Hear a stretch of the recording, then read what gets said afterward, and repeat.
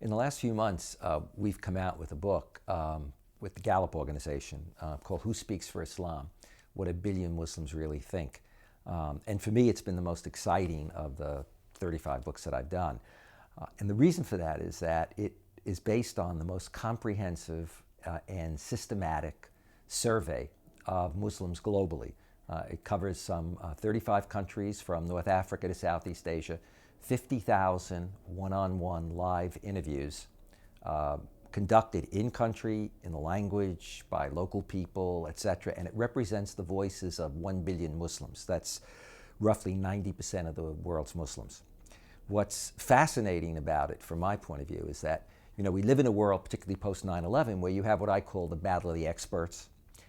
So that whether you're talking about your academic experts, your terrorism experts, your pseudo-terrorism experts, your policymakers, they have very conflicting positions. And, well, then what is one to believe? You look at people, they seem to be credentialed, and they're always talking about them.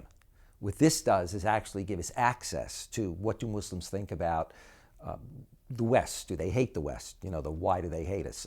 How about women, the gender issue? How about democracy? How about the issue of violence? How about relations with the West? I think what emerges that's very interesting is that 90% of the world's Muslims emerge as what we call mainstream Muslims. The key question here, and there are a lot of other sub-questions, but a key question is, do you think 9/11 was justified? So 90 to 93% say it was not justified. They may have problems with American foreign policy, many of them, but not justified. 7% believe it was justified. What I think becomes fascinating, though, for example, for Americans trying to see it, is when they look at the profile and realize that the politically radicalized, those who feel 9/11 is justified, are not people who engage in violence. In fact, they are people who are very bright. They're brighter than mainstream on average, more successful financially, more internationally aware. But they're also people who believe that democracy is important and the way forward. And they believe relations with the West are very important, but they don't believe that's ever going to happen. And so then it gives us an insight into how we are perceived by a minority, but a significant minority. That is, that the US and the West are seen as promoting democracy, but not in the Muslim world. Or when we promote democracy, that it has to be our brand of democracy. And so then when you look at people and say, well, what are your fears? Their fears are Western intervention, Western invasion, Western domination.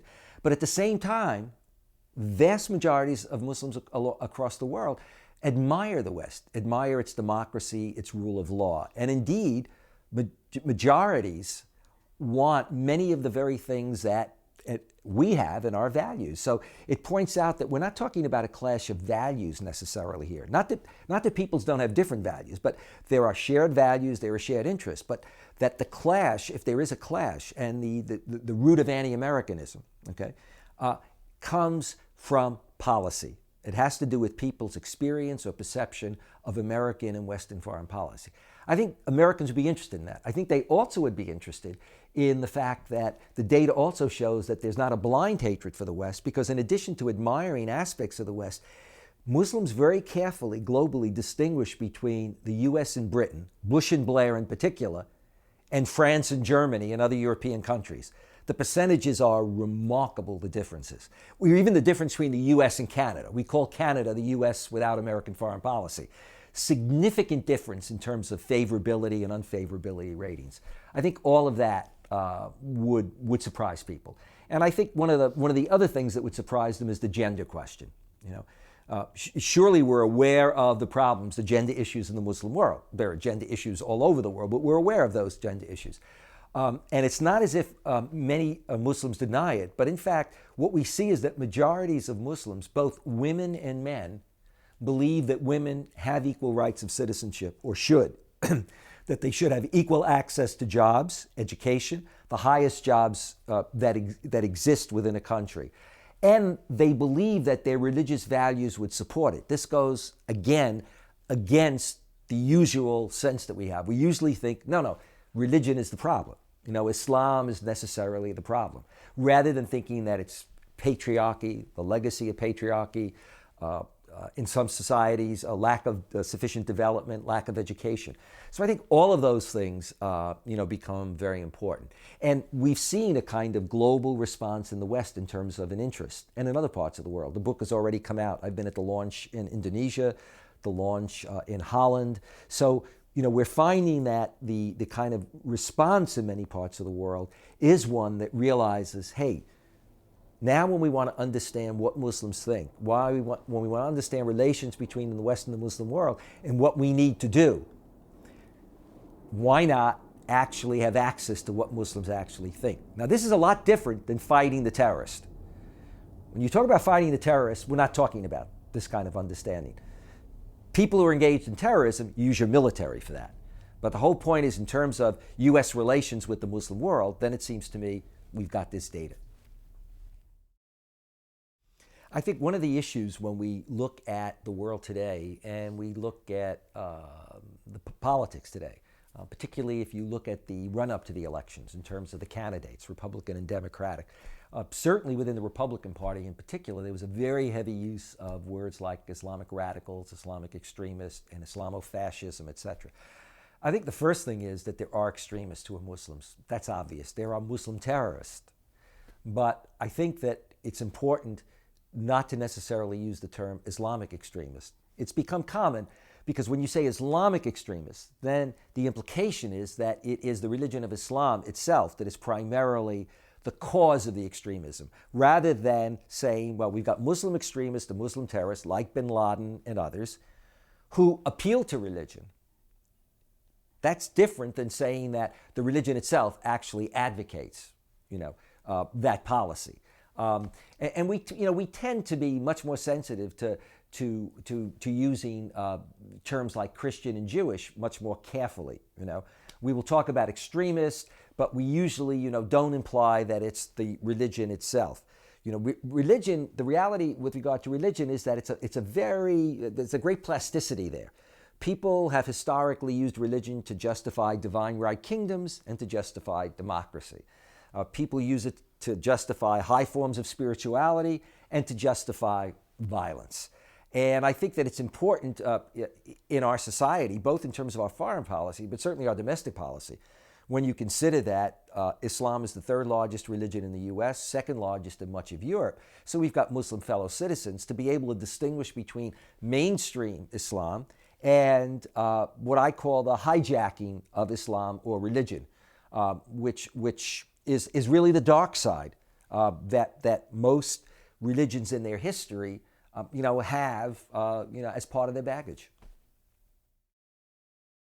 I think when we look at the two candidates today, in terms of Barack Obama and John McCain, I think they are starkly different candidates in terms of the international horizon and the way they are regarded in the international community. I mean, most data shows, for example, that the international community in general, not all, but in Europe and also in the Muslim world, that Obama is seen as the internationalist. He's seen as somebody who knows the international scene because of his own life, having been raised internationally, and he's somebody whose message seems to resonate with people internationally. Whereas I think McCain is not seen that way.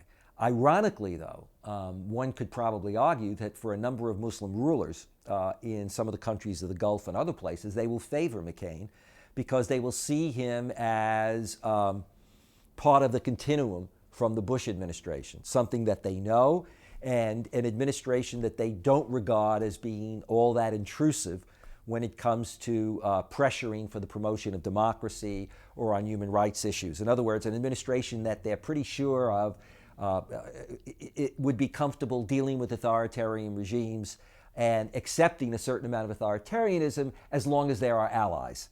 Whereas they're not going to be that sure when they're dealing with Barack Obama. It doesn't seem to jive with his message, and he's an unknown quantity. They're not sure whether or not he would become such a realistic politician that he might accept that kind of situation. So I think that, clearly, I think, Obama would come in as president with a much better cachet in dealing with both our European allies and our allies across the world. I think McCain is respected for